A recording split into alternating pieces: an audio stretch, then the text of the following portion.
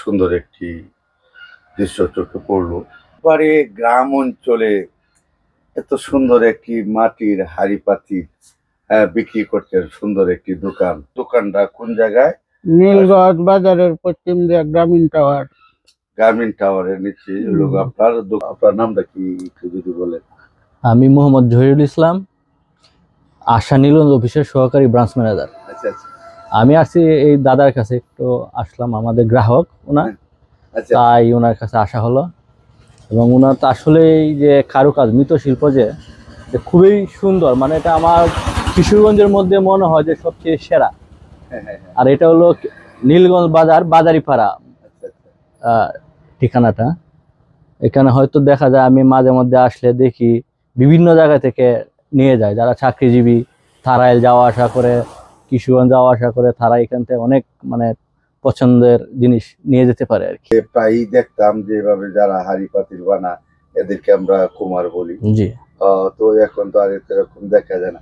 তো এই বিষয়টাকে আপনি কেমন মনে করেন গ্রামের মধ্যে? আমি এখানে আসছি 2 বছর আগে, যে এখানে যে মাটি, যে এটা তো আমরা মনে করতাম যে এটা ধ্বংসই হয়ে গিয়েছে, কিন্তু এখানে এসে দেখলাম যে না, এটা এখনো অনেক সচল। হয়তো সবাই করে না, কিন্তু এটা এখনো যে এখানে আসলে বোঝা যায় মানুষের যে চাহিদা, এই চাহিদাটা অনেক বেশি। এখানে প্রচুর লোকজনের নেয়, শখ করে নেয়, বা যে কেউ প্রথম আসলে দেখে আসলে জিনিসগুলো তো পছন্দের জিনিসগুলাই। এগুলা খুবই মানে উজ্জ্বল একটা ভবিষ্যৎ ওদের জন্য, বা বাংলাদেশের ঐতিহ্যে এটা অনেকটা ভালো মানে প্রভাব। এখানে আসলে হয়তো স্বল্প মূল্যে অনেক জিনিস নিতেও পারবে, এটা অনেকটা ভালো মানে প্রভাব। এখানে আসলে হয়তো স্বল্প মূল্যে অনেক জিনিস নিতেও পারবে। আচ্ছা, তো আপনি যে ব্রাঞ্চে আছেন আশা নাকি? জি। তো আপনারা তো আসলে এটার উপরেই কাজ করেন বেশি, ব্যবসা বাণিজ্য। জি জি জি। তো ওনাকে আপনি কি কি সহযোগিতা দিচ্ছেন?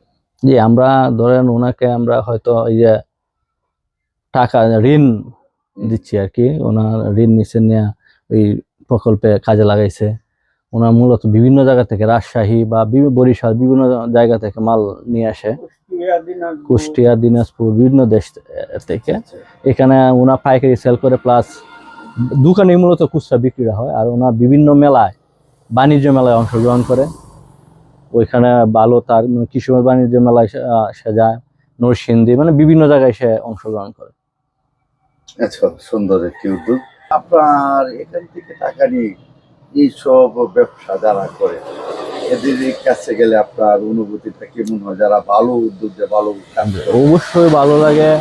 যেমন আমাদের এই দাদা যে ঋণ আনছে, আগে 3 লক্ষ টাকা আনছিল, এই বছর সইতে এসে 2 লক্ষ টাকা নিচ্ছে। আমরা আরো বেশি দিতে চেয়েছিলাম।